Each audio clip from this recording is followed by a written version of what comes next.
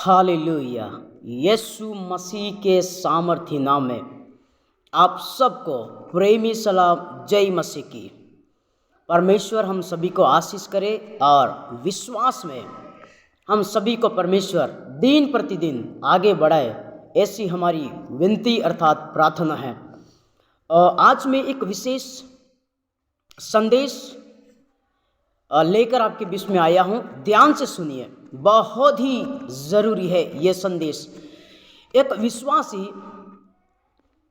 जब प्रभु यीशु मसीह पर विश्वास करता है, किसी भी माध्यम से, चाहे व्यक्तिगत तौर पे वो परमेश्वर का वचन सुनता है, मन फिराव का वचन, या कलीसिया में सुनता है, जब वह वचन सुनता है कि यीशु मसीह इस जगत में मेरे लिए आया, मेरे पापों के लिए आया, अपराध को मिटाने के लिए आया, क्षमा करने के लिए आया और मुझे अनंत नरक से, अनंत मृत्यु जिसको दूसरी मृत्यु बोलते हैं, उस मृत्यु से यीशु मसीह मुझको स्वर्ग देश या अर्थात स्वर्ग में अनंत जीवन में ले जाने के लिए, परमेश्वर के पास पहुंचाने के लिए यीशु मसीह जगत में आया। ये सुसमाचार पर विश्वास करते हैं।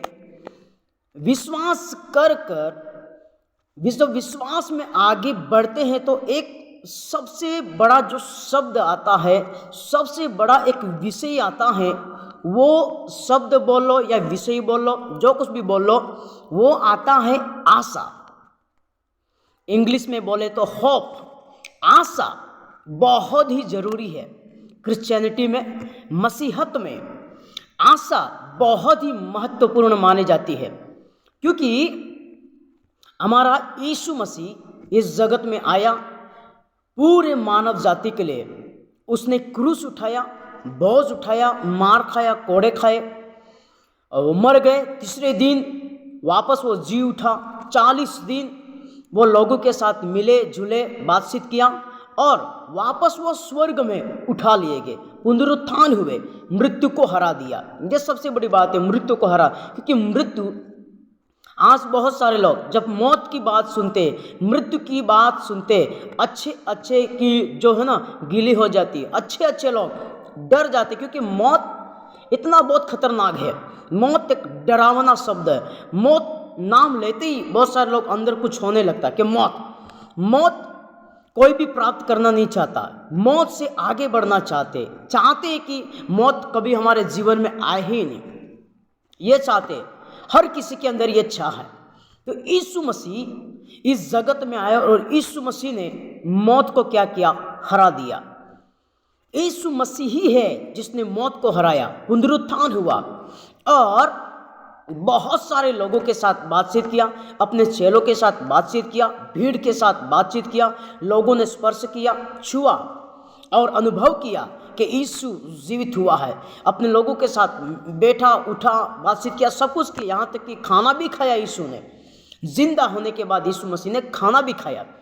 तो जब यीशु पर हम विश्वास करते तो यीशु मसीह अभी स्वर्ग में है, वहाँ पर वो अभी है और हमारे लिए जगह तैयार कर रहे हैं। वचन के अनुसार यूहन्ना उसका 14 अध्याय में लिखा है कि मैं तुम्हारे लिए जगह तैयार करने जा रहा हूँ, वापस आऊँगा, मैं तुमको ले जाऊँगा। तो आज सेवक प्रभु के दास गांव-गांव में हैं और ये संदेश, ये प्रसार, ये गुड न्यूज़ सबको बता रहे कि यीशु मसीह पापों को क्षमा करने के लिए आए, वो वापस आपको और मुझको और न्याय करने के लिए आने वाला है। ये सबको बताते, लेकिन सुनते बहुत कम लोग हैं। तो जब हम ये प्रसार, ये वचन पर विश्वास करते तो सबसे बड़ी जो हमारा एक बात बन जाती है वो है आशा, होप है, आशा है। वो सबसे बड़ी बात है हमारे जीवन में। क्यों? क्योंकि होप, इस दुनिया भर में बहुत सारी आशाएं हैं, बहुत सारी होप है, बहुत सारी उम्मीदें हैं, लेकिन वचन में लिखा है कि यीशु मसीह ने जीवित होकर हमको एक लिविंग होप दी, जीवित होप। इसका मतलब क्या है कि यीशु मसीह जीवित परमेश्वर, वो वापस आने वाला, वो मरा हुआ परमेश्वर नहीं। जीवित आशा है कि वो आएगा। आज पूरी मसीह इस पे ही तो टिकी हुई कि यीशु मसीह आएगा हमको लेने के लिए। ये सबसे बड़ी आशा है। तो यीशु मसीह जीवित है, इसलिए उसका जो आशा है वो भी जीवित है। आज दुनिया में बहुत सारी आशाएं, वो मरी हुई आशाएं है। बहुत सारे लोग विश्वास करते हैं दुनिया की बातों पर, लेकिन उनकी जो आशाएं है वो मरी हुई है। लास्ट में उनको कुछ नहीं मिलेगा। लास्ट में उनको निराशा, दुख, परेशानी, और उनको खुद नहीं मालूम है कि वो कहाँ जाने वाले हैं। खुद नहीं मालूम कि उनको आशा क्या है, बस संसार में जैसे आए वैसे जी रहे हैं। खैर है, मैं उस पर बात नहीं करूंगा। तो हमारे जीवन में विश्वासियों के लिए एक आशा बहुत ही महत्वपूर्ण शब्द है। अभी यीशु मसीह पर विश्वास करेगा तो जैसा प्रभु यीशु मसीह कहेंगे उसके अनुसार हमारा जीवन बीतना है। वचन में लिखा है ना, पहला पत्रस उसका पहला अध्याय उसके 15 और 16 में क्या लिखा है? तुम जैसा तुम्हारा बुलाने वाला पवित्र है वैसे तुम भी अपने पूरे चाल चलन में क्या करो? पवित्र बनो, क्योंकि बुलाने वाला कैसा है? पवित्र है। तो जब यीशु मसीह पर विश्वास करते हैं तो हमारे जीवन से जितनी भी अंधकार भरी बातें हैं, हमारा जो स्वभाव है, अंधकार से मिला हुआ स्वभाव है, उसको हमें वचन के द्वारा पवित्र बनना, वचन के द्वारा सिद्ध होना, वचन के द्वारा आगे बढ़ते जाना है।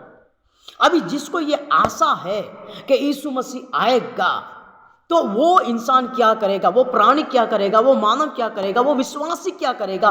पवित्र बनेगा, सो बनेगा, सो बनेगा। कुछ भी हो जाए, चाहे सताव, दुख, परेशानी, बीमारी कुछ भी आ जाए, बहुत सारे क्लेश आ जाए, फिर भी वो क्या करेगा? वचन में पवित्र बनता जाएगा, प्रभु की इच्छा के अनुसार अपने जीवन को व्यतीत करेगा। क्यों? क्योंकि उसको विश्वास है, आशा है, होप है कि मेरा यीशु मुझको लेने के लिए आएगा।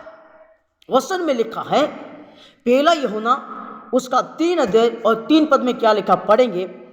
और जो कोई उस पर यह आशा रखता है, क्या रखता है? होप, आशा रखता है, वह अपने आप को क्या करेगा? वैसा ही पवित्र करता है जैसा वह है। कौन है? जैसा परमेश्वर है, जैसा यीशु मसीह है, बुलाने वाला परमेश्वर, जैसा पिता है वैसे उसकी संतान क्या करेगी? जिस पर यह आशा है कि यीशु आएगा, यीशु आएगा हमको लेने के लिए, इस जगत में वो जगत का न्याय करने के लिए आएगा। बहुत सारे लोग जो विश्वास में सो जाएंगे, यीशु आएगा, वो क्या करेगा? जीवित हो जाएंगे। यानी थिस्सलुनीकी की पुस्तक में लिखा है, बहुत सारे लोग जी उठेंगे और जो जीवित है वो बदल जाएंगे। कब बदलेंगे? जब आशा में बढ़ते जाएंगे, तब जाकर ये बदलेंगे, अन्यथा नहीं बदलेंगे। तो वैसा ही वो पवित्र बनता, जैसा मेरा बुलाने वाला, आपका बुलाने वाला यीशु पवित्र है, वैसे ही हमको भी क्या करेगा? हर एक वचन के अनुसार हमारी जिंदगी को, हमारे जीवन को, हमारे व्यवहार को या हमारे चरित्र को क्या करने का? उस पवित्र वचन के अनुसार हमें ढलान में ढलते जाना और दिन प्रतिदिन पिता के अनुसार हमें जीवन को व्यतीत करना है। आशा अस्थाई है, आशा चंचल नहीं है, आशा डगमगाने वाली नहीं है। आशा है, अभी बहुत सारे किसान हैं, वो क्या करते? फसल का काम करते, बोनाई का काम करते हैं। जब खेत को सही करके, खेत की सफाई वफाई करके फिर उसमें बीज बोया जाता है, बुवाई की जाती है, तो किसान को कुछ भी नहीं दिख रहा है। फसल अभी उनके जो बीज है उनके हाथ में है, बीज बो दिया, लेकिन कुछ भी नहीं दिख रहा है। फिर भी बोने के बाद अभी तो उगा नहीं है, बड़ा नहीं हुआ है, अंकुरित नहीं हुआ है, उसमें बीज भी नहीं लगा है, फिर भी कटाई भी नहीं हुई, फिर भी किसान क्या करता है? कुछ भी नहीं दिख रहा है, बस बो दिया है। लेकिन आशा क्या है? उम्मीद क्या है कि ये फसल बड़ी होगी, 3 महीने लगेंगे, जो भी 4 महीने 5 महीने जो भी लगेंगे, लेकिन ये फसल मुझको मिलेगी। इसलिए वो क्या करता है? जैसे फसल का जो भी उसको खाद देना है, पानी देना है, उसकी सेवा जो कुछ भी करना है, वो आशा में करता रहता है, होप में करता रहता, विश्वास में करता रहता है कि मुझको मिलेगा। वैसे ही हमारा परमेश्वर यीशु मसीह की जो आशा है, हमें पवित्र बनते जाना है, जैसा वचन की हमें करते जाना है। क्यों? क्योंकि फसल कठिनी होने वाली और यीशु आने वाला है। इसलिए हमें आशा में दिन प्रतिदिन बढ़ते जाना। बाइबल में लिखा आशा है वो स्थिर है, कभी डगमग होने वाली आशा नहीं है, अडिंग है वो आशा। हालेलुया। आशा कहाँ लिखा? पहला कुरिन्थियों उसका 13 अध्याय और 13 पद में क्या लिखा है?